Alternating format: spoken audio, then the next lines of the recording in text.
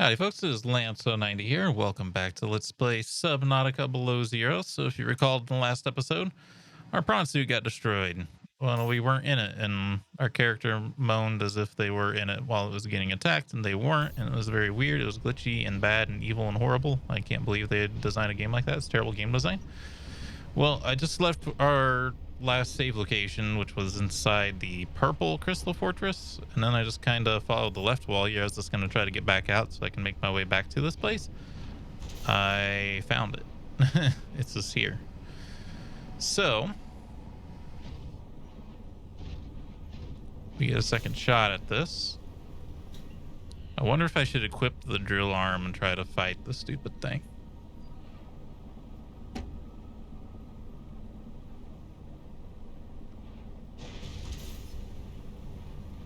I know not.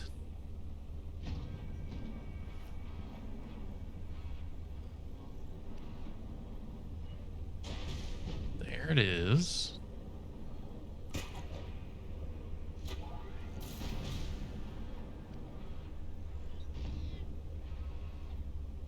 Just wonder if we can get past this one without aggroing it somehow. I don't think so. I think it's patrolling back and forth in a very small space.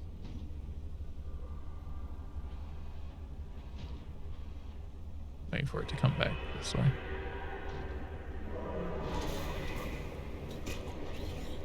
I mean, you didn't actually grab me, so if you want to say that you grabbed me, that's okay. I sense the presence of a substantial facility in the area. Grapple! Why do you think so slow in this game?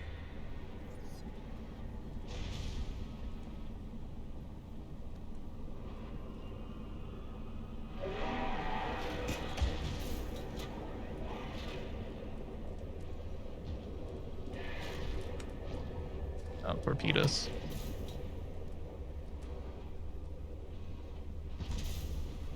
Please let me go in with my bronze suit. It's just gonna get destroyed out here.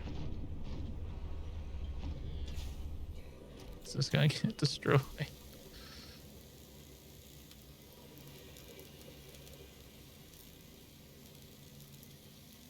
I'm gonna get one shot if I have to sit out here repairing it all day.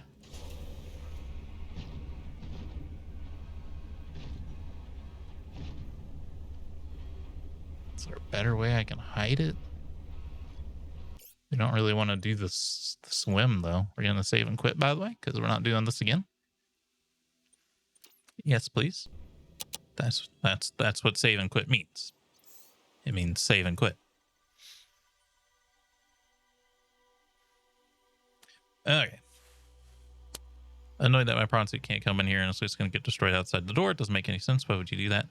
Yeah, you're doing it because something bad's going to happen inside, so you're not going to let me have my prawn suit in there. There's going to be cutscenes and stuff, I'm sure. Because the character's being dodgy. Yada, yada, yada. And then we can transfer you out of my head? I am anticipating it as much as you are. So, Alan, you said your people came here in search of a cure? I was a researcher. You have to read the plant life and fauna life here next, but we'll do that at home when we're not as I said, on a ticking time clock. If that is your interpretation. So how did your valuable scientific mind wind up infected? Not my mind, my body. Perhaps you should build the next component. So you came here to search for a cure? I led the mission. Does that mean the bacteria got out on your watch? This subject is uncomfortable. If you would like to know more, I will ask that you first construct the final component. The process requires you to build each component before you can assemble the whole. This is the last piece. Soon I will be autonomous again. What will you do with your newfound freedom? She hasn't screamed in pain yet, so. To make amends. Amends? For the bacterium? There seems to be a lot you're not telling me. It is hard for me to find the words. I must collect my thoughts. We have all the necessary components. You may initiate body fabrication sequence from the terminal. You still owe me an explanation. I understand. Commence installation using fabrication. The escape of the bacteria was an accident. I thought my solution was foolproof. I was wrong. Did you cause the accident? Yes. Oh, I do not wish to speak about it. we can come back to this.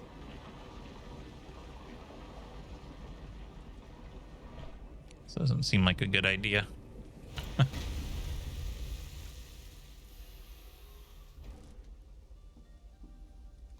What are you doing? Research. Huh? Tit for tat. You've probed my mind. I scan your body. Commencing data transfer.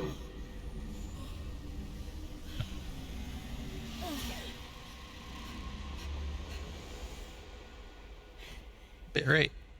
Did it work? Are we... Don't step on me. It has been some time since I last stretched out in so many dimensions. Like waking from a dream.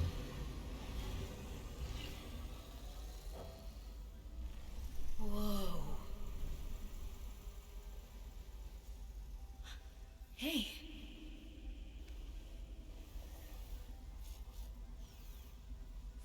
You're What are you really not in doing? my head anymore?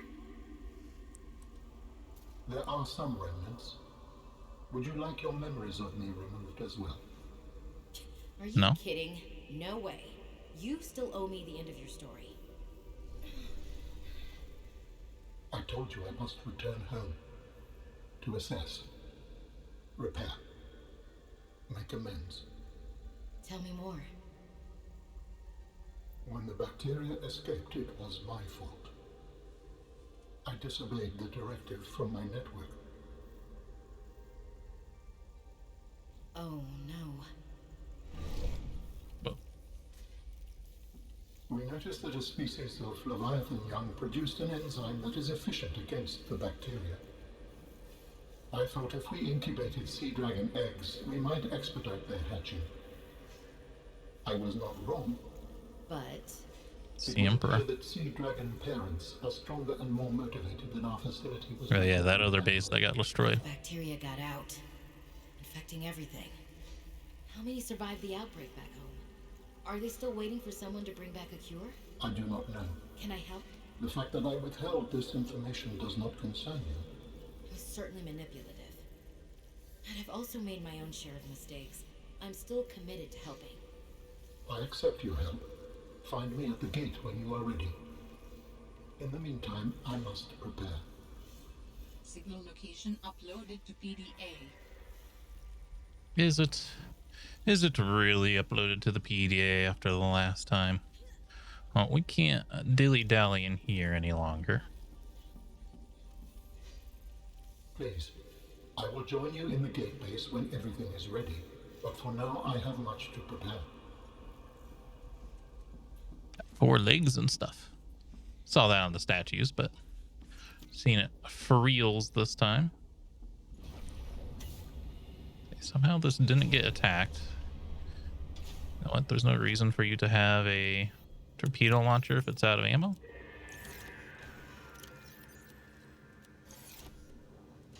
We do have a couple more shells in there, but I think at this point we just want a punching arm. All right, Leroy. Jackie.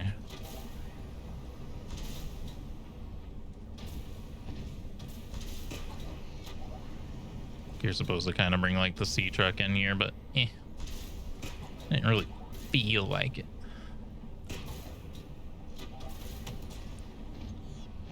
Because the sea truck gets like a zapping module.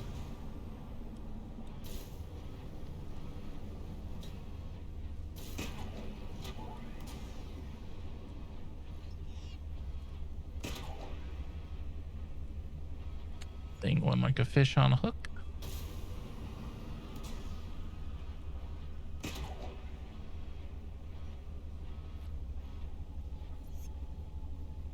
Getting back here, jetpack feels so slow when you're hanging. There we go.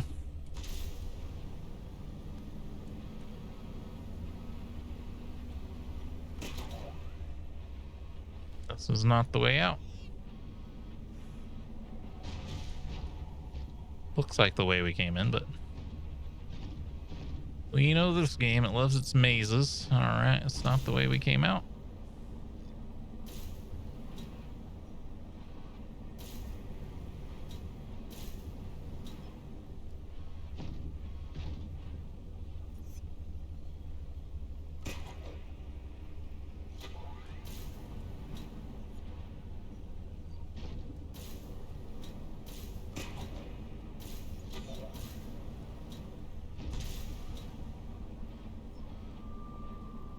Ooh, there it is.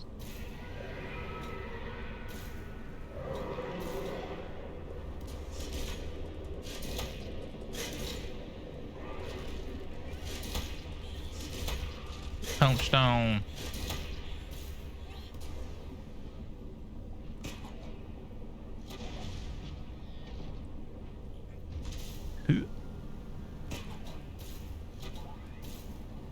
Realize we'll probably take like 10,000 shots of the punching arm to even hurt it, but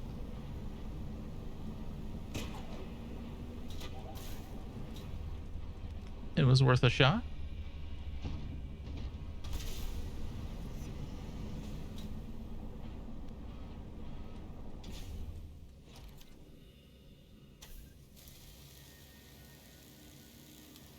Your eyes peeled. I think there's still one more up there. Just gotta endure one more hit.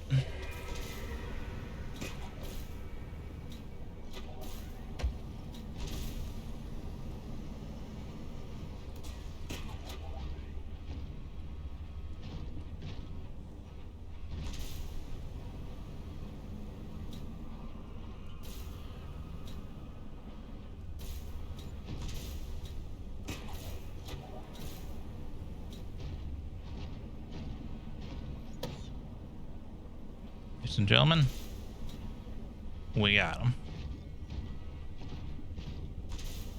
Unfortunately, there's like 2 more out here too, so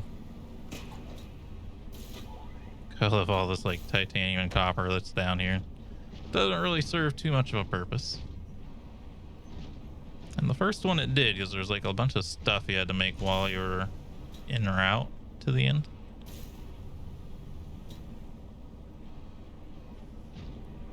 Also, this was before we put down markers, so I don't actually know which way I need to go to get out of here.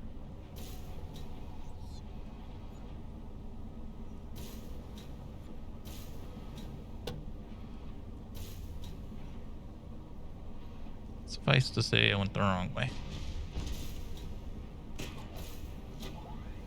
Weird stuff's loading in kind of strange. You noticing that? How things are loading in with like red boxes? I haven't noticed that before.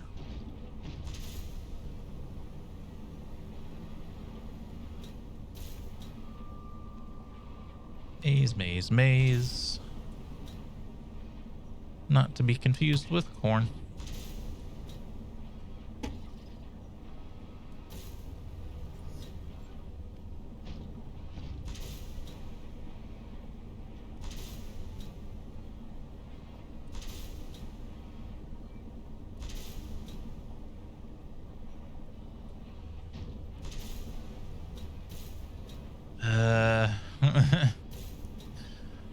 Trying to use my little brain here, but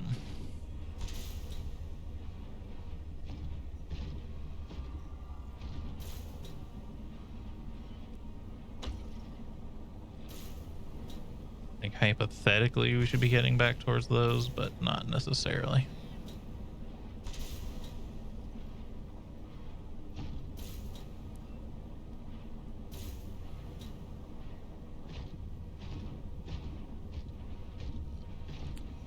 Only there wasn't this weird fog of war on everything, huh?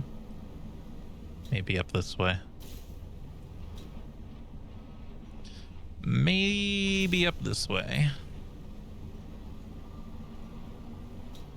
As far as I'm concerned, I have the right to be angry now. I think one of the Leviathans swims through that, so we're actually gonna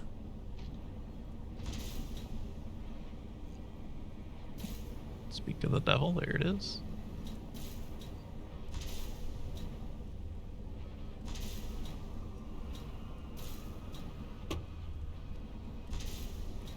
Far distance from it.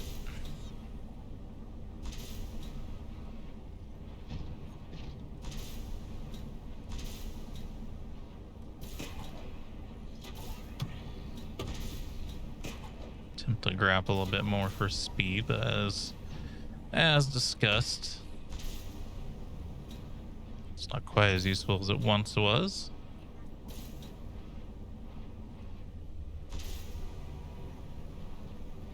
At least as comparatively useful as the original game.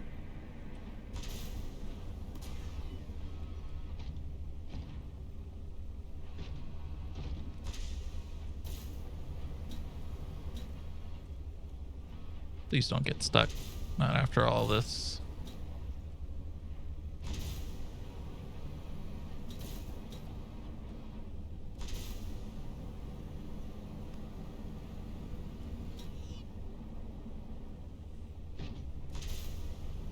If anything, the best use for the grappling arm now is for pulling yourself downwards because the prawn suit sinks so much slower.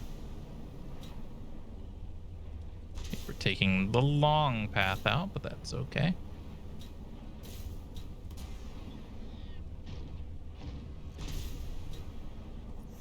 It's actually not okay, but we're probably gonna have to go back down there, aren't we? Aren't we? For the end game, I don't know. I guess he's gonna have a portal open up here, so. So I don't know why that artifact is glitched. The world may never know.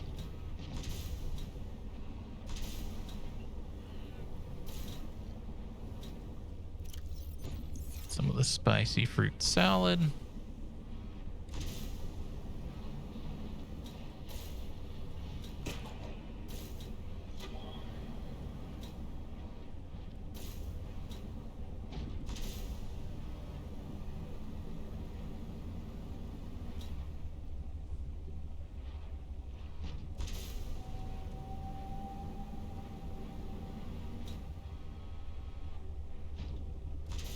Eat. And we're to the surface. Freedom.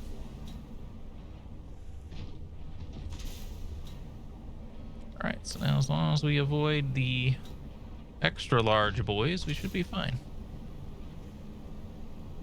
If you're fighting a bunch of shadow leviathans, these tiny boys here shouldn't be an issue. Other than the fact they're kind of loud and annoying. But they're actually like worse at attacking you than like bone sharks were in the first game. They kind of fill the role with that bone sharks used to.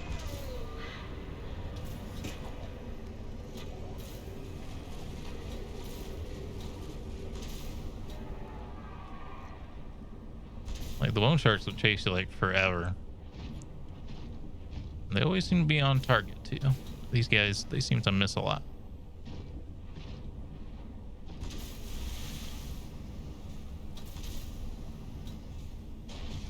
Ooh boy, I love that above ground jump with the prawn suit. It's like so much faster than jumping underwater is. Look at that, we like cleared that entire island in 2 bounds. Look what they have to do to mimic a fraction of our power.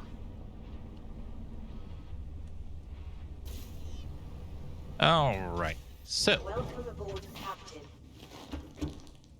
We actually didn't even have to come here, did we? I guess you need some energy. 48-hour energy.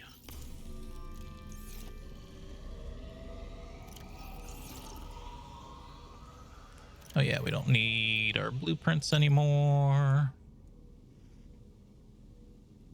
And now it may be time to read what we missed.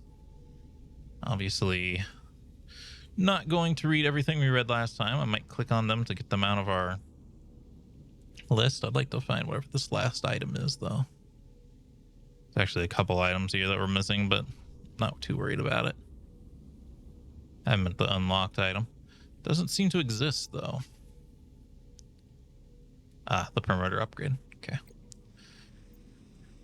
New beacon.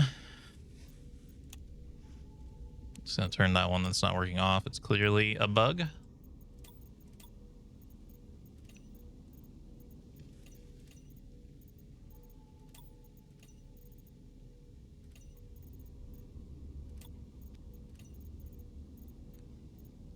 Get through all these.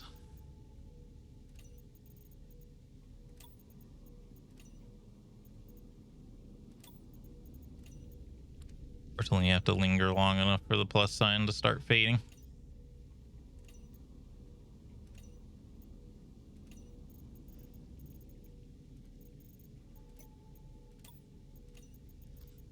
Do.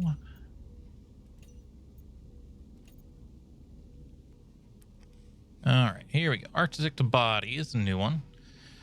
The complete physical architect vessel is a biotechnological and cybernetic hybrid incorporating design elements from more than 20 DNA sources.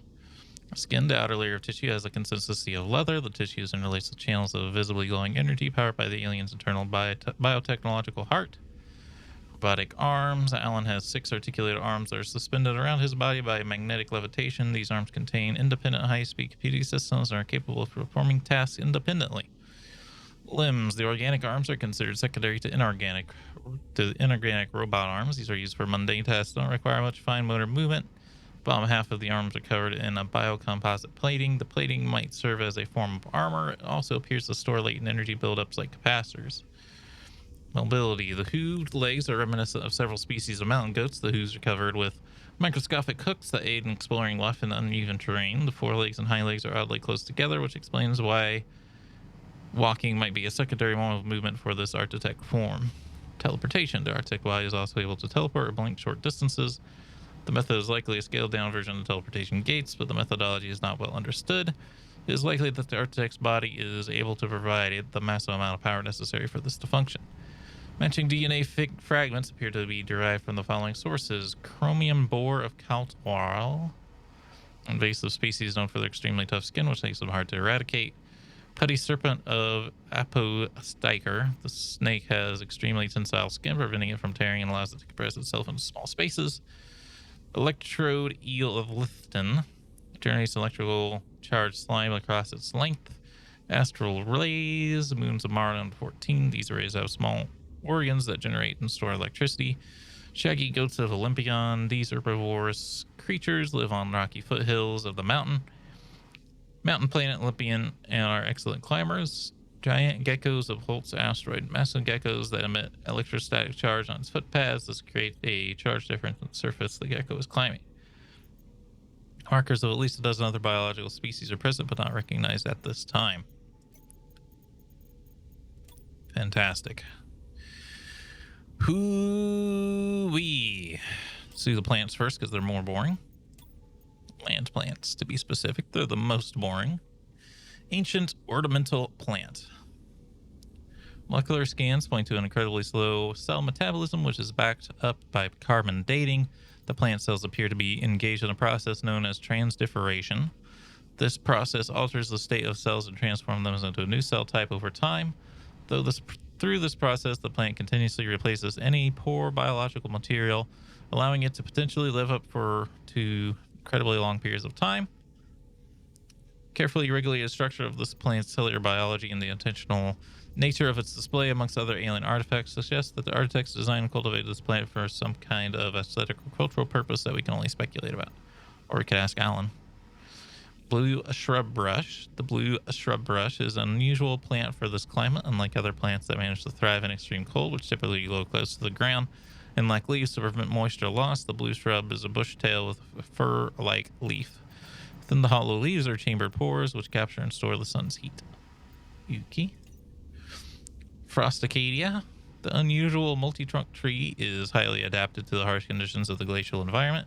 Nutrient sources are infrequent and limited on the glacier, and these trees create a fast-growing root system that searches out for rocky material trapped in the ice. The dense foliage captures energy from the sun via photosynthesis and provides a sheltered environment for the growth of its bioluminescent fruit. I didn't even notice I had fruit. I wonder if you could pick it. Frosted sinew tree. The frosted sinew tree is a large plant that collects bits of snow along its thick red stem. Excuse me. Snow is 90% air and can provide insulation, which helps prevent the formation of ice crystals. In more vulnerable intersections of the tree, the surface of the snow eventually hardens into a layer of ice, but this still prevents the body of the plant from reaching dangerously cold temperatures.